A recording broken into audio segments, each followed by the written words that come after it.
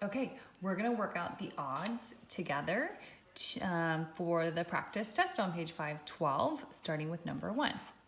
Okay, 1 and 3, we're working on absolute value. Absolute value is how many spaces a number is on the number line from 0. So -9, it would take 9 spaces to hop over to 0, making the answer 9. Just a reminder, you don't have to watch me work out every single problem. You can just fast forward to what you need, and that would probably be quicker and more helpful. Number 3, we're looking at the absolute value of -22. This integer is 22 spaces from 0, making the absolute value 22. Number 5. Number 5 is asking us to compare the absolute value of -7 and -12. Anytime we do these with a comparison symbol in the middle, I encourage you to work out and show the absolute value underneath. So the absolute value of -7 is 7. It's 7 spaces from 0. It's not asking for the absolute value of -12. 7 is larger than 12. -12, excuse me. Number 7.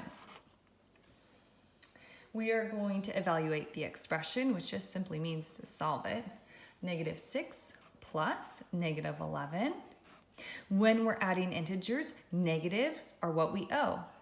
I owe you 6. I owe you 11 more, which means I owe you 17. Number 8. -2 minus -9. Okay, with subtraction, remember, we are going to add its opposite. So circle your subtraction symbol, drop down your -2. So subtraction actually becomes addition. The opposite of -9 is +9. Then we can apply what we know about adding integers. I have 9. I owe you 2, which means I have 7. And I just realized I did an even question. I guess that's a little bonus for you. You're welcome. Number 9. -9 times 2. We'll work out the computation first. 9 times 2 is 18. The opposite of a positive is a -18. Number 11. Okay, we're going to evaluate the expression y plus z divided by x, and y needs to equal -3. It tells us x has a value of 5 and z has a value of -2. So our first job when we solve these is to simply plug in the value for the variable. So instead of a y, I'm going to replace it with a -3, and I'm going to drop down my addition symbol. Okay, z has a value of -2. So I'm going to put the -2 in parentheses to separate these two symbols here. And the value for x is 5. So our job when we work these out is to solve the entire numerator first. Then the fraction bar means division. So we'll be dividing by 5.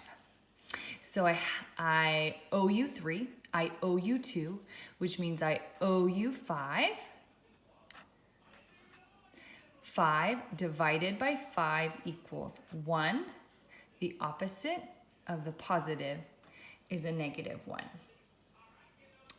On to 13.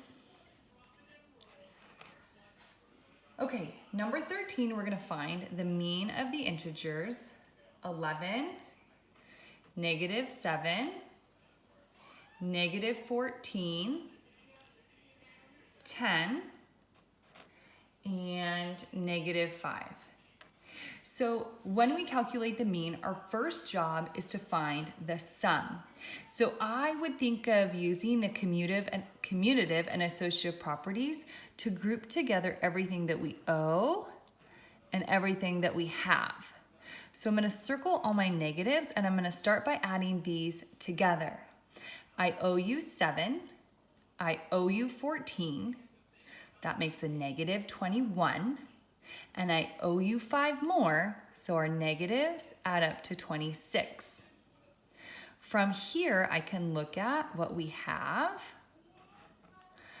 I have 11 and I have 10, so I have a total of 21. Well, I owe you 26 and I have 21, so altogether I owe you 5. Okay, so we just did only the first job of calculating the mean, which is to find the sum. The second job is to divide by the number of values in the set. There are 1, 2, 3, 4, 5 values in this set, so I will be dividing by 5. Ooh, that's nice. 5 divided by 5 is 1. The opposite of a positive makes the mean negative 1. Okay, 2 more. Number 15. All right, 15 says a driver receives negative 25 points. He loses 25 points for each rule violation. What integer represents the change in points after 4 rule violations? So in other words, he breaks the rule 4 times. So we have to multiply by 4. Work out your computation. 25 times 4 is 100. He is losing 25 points each time. So negative 100. Okay, 17 looks intimidating, but it's really not. It gives us this huge long number. It says in a recent 10-year period, the change in the number of visitors to the U.S. national parks was about negative 11,150,000 visitors. So that means that the number of people visiting the national parks is decreasing. That's why it's a negative. Part A says to find the mean yearly change. Well, it's over a 10-year period, so we just need to divide by 10. I'm not going to set this up as long division. There's no need for that. When we divide by 10, we can simply eliminate one of the zeros at the end of the number, unless we have decimals, but in this case we don't. So the mean would be negative 1,115,000 visitors. So it's decreasing by about 1 million visitors per year. That was part A. Part B asks us, during the 7th year, the change in the number of visitors was about 10,800,000. So that's a big increase, and it's asking us then how over a 10-year period, how can the change be a negative? Well, just because it had one big positive year, that must mean that all of the other years, or most of the other years, had a bigger negative change.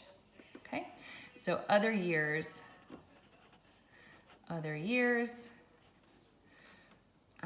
were more significant. See if I can spell that right. I think I did. Were more significant changes in the negative direction. Okay, let's check this.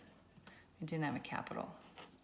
Okay, I hope that helped you with those questions you had from the Chapter 11 Practice Test the Odds. Bye.